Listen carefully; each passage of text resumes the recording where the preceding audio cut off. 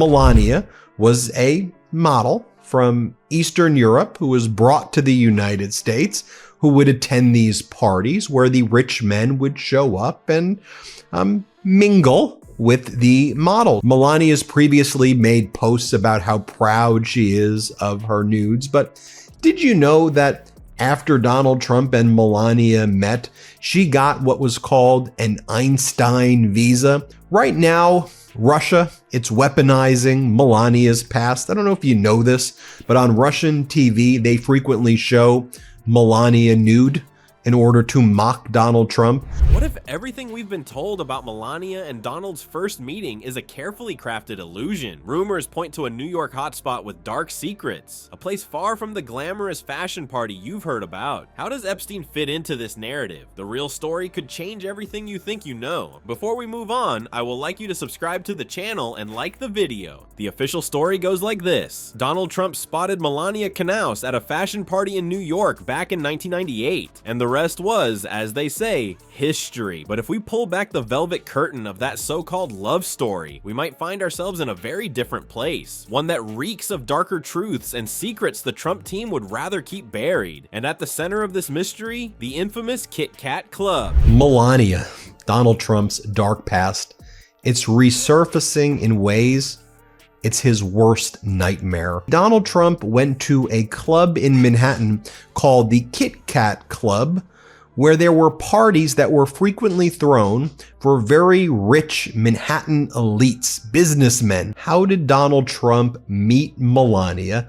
On or around the same time he was best friends with Jeffrey Epstein and Ghislaine Maxwell. Now, the glamorous image of Melania locking eyes with Donald at a prestigious event sounds like a scene from a Hollywood rom-com, but there's another version of events that keeps surfacing, a version that places their first meeting in the heart of New York nightlife's elite underbelly. It's whispered that their paths first crossed at the KitKat Club, a venue notorious for hosting parties where wealth and power clashed with some pretty questionable activities. Let's talk about what gave this club such a sketchy reputation. It was often filled with powerful men who weren't there just to enjoy a dance floor or a casual drink. The real draw was the women, young, beautiful, and in many instances Eastern European models. And no, these weren't established supermodels strutting in fresh off a catwalk in Milan. Many of them were hoping to break into the industry, attending events like these on the promise of networking opportunities and career connections. Instead, these venues became the perfect setting for exploitation, a place where wealthy patrons offered transactions that went far beyond professional connections. This is the backdrop where Trump and Melania allegedly met. Less fairy tale, more power play.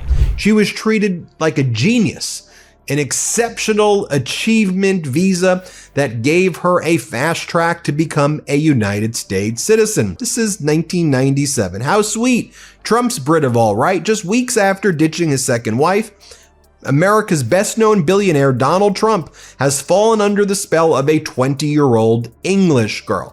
This was before Melania, when he met London model Anushka DeGiorgio at a party in Manhattan. Several American millionaires already had their eyes on Anushka, but she was there with Robert Maxwell's daughter, Ghislaine. Bringing this into sharper focus is Paolo Zampoli, a name that often comes up in this murky tale. If you've never heard of Zampoli, think of him as a matchmaking maestro for the rich and notorious. He's been credited with introducing Melania to Trump and even claimed to have managed her visa arrangements when she came to the US, but Zampoli's connections run deep into troubling territory. His ties to Jeffrey Epstein and Ghislaine Maxwell add another layer of suspicion to this story. While Zampoli brushed off these connections in interviews, dismissing them as inconsequential, many disagree. After all, Epstein and Maxwell had a long history of mingling with influential figures, and not exactly for noble reasons. Let's not forget one particularly ominous quote allegedly tied to Epstein himself. He's said to have remarked, "I inherited Trump and Ghislaine inherited Ivana." Now, this isn't a casual line you'd find on a greeting card. It hints at a network of power brokers where individuals weren't meeting by chance. They were maneuvered into place. If this quote holds any weight, then Melania stepping into Trump's life wasn't a product of fate or chemistry. It was part of a larger, potentially more sinister chessboard. Donald Trump's out there doing that,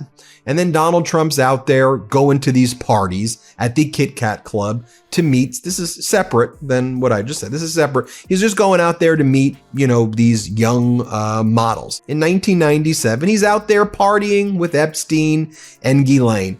So Donald Trump goes to the KitKat Club, and let's just see the story as reported by the New York Times about how Donald and Melania met at the KitKat Club. And this is the crux of why the KitKat Club connection is so damaging to Melania's image. Over the years, she's cultivated an aura of elegance, sophistication, and detachment. The former First Lady's reputation has been built on a foundation of stoicism, almost like she's the unshaken counterpart to Trump's loud, chaotic persona. But this mysterious first meeting flips that narrative entirely. Instead of being the poised outsider whisked into Trump's world by charm, Melania starts to look like another piece in a much larger and far darker puzzle. It's not just the questionable venue, it's what and who that venue represented. Now imagine this: Trump, Epstein, Maxwell, and even Zampoli, all moving through overlapping social circles. What does that say about the environment where Melania entered Donald Trump's life? It's easy to see why the Trumps would want this part of the timeline kept fuzzy. It raises questions not just about their story as a couple, but also about Melania's associations before and during her relationship with Trump. Her carefully constructed image as an apolitical bystander begins to look like a shield, one designed to block out a trail of inconvenient facts. Melania Trump's silence has always been her most distinct characteristic. She doesn't yell in the way her husband does, and she doesn't charm her way through scandals like the rest of the Trump family. Instead, she's mastered the art of showing up just enough, with a perfectly staged smile or a brief but cold appearance by Donald's side. This isn't an accident. Every wave, every turned cheek seems designed to project an aura of elegant mystery.